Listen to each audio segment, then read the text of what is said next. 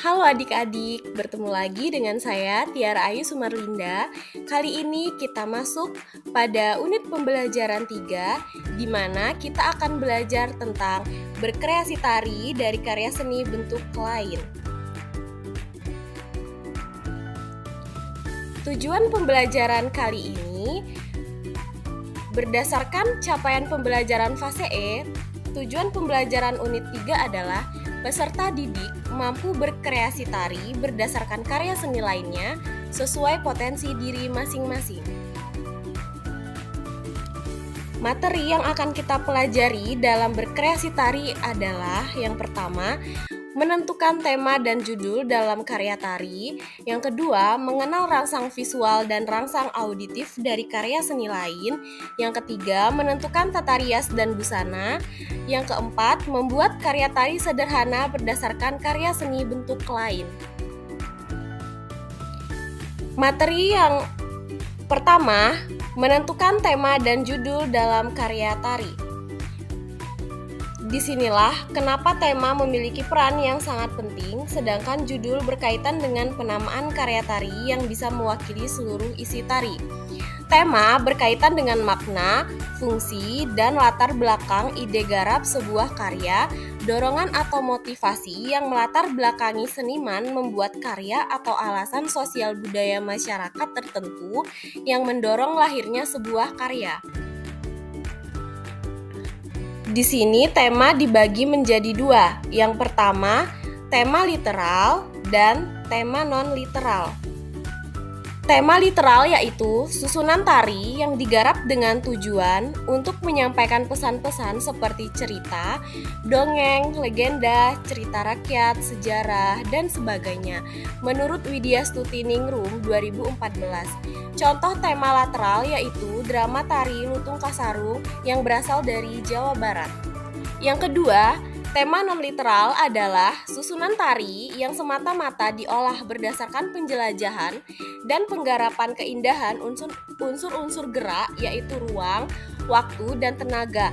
Menurut Rohayati 2019, di sini contohnya tema non-literal yaitu tari modern. Menurut Lamery, terdapat 5 tes tema yang dapat dilakukan dalam membuat karya tari menarik. Yang pertama, nilai budaya yang terungkap. Kedua, pemilihan tema. Ketiga, efek sesaat dari tema itu kepada penonton. Keempat, perlengkapan teknik tari dari penata tari untuk penarinya. Kelima, fasilitas-fasilitas penunjang yang dibutuhkan. Yang pertama, nilai budaya yang terungkap. Sebuah karya tari sebaiknya dapat memvisualisasikan budaya yang melatar belakangi penciptaan tari.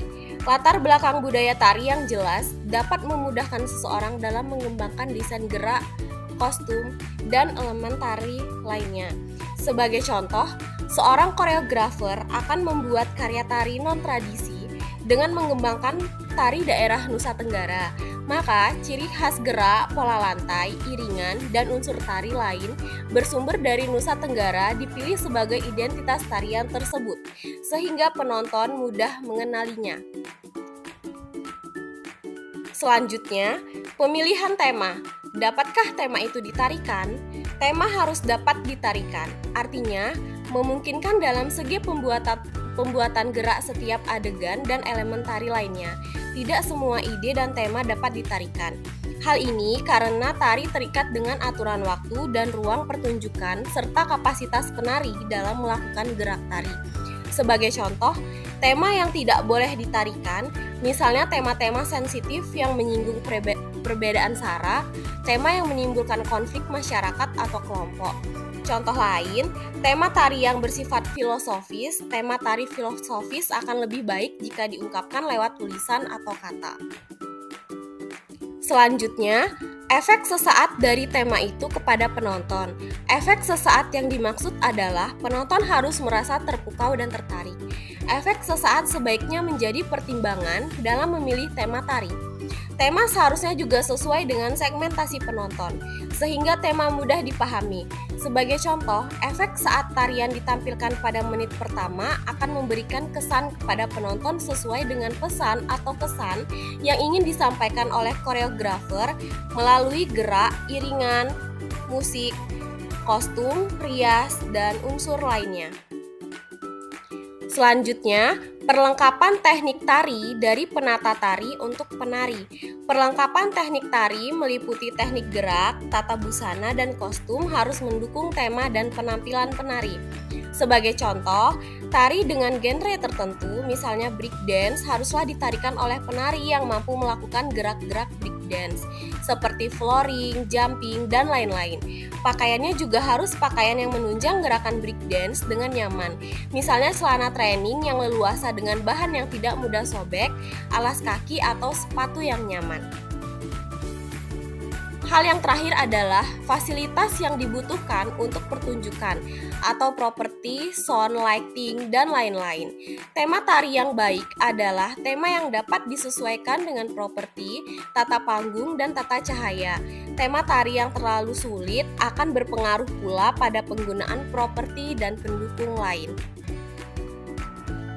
Nah, itu tadi pembahasan tentang berkreasi tari dari karya seni bentuk lain. Sampai jumpa di video pembelajaran selanjutnya. Terima kasih.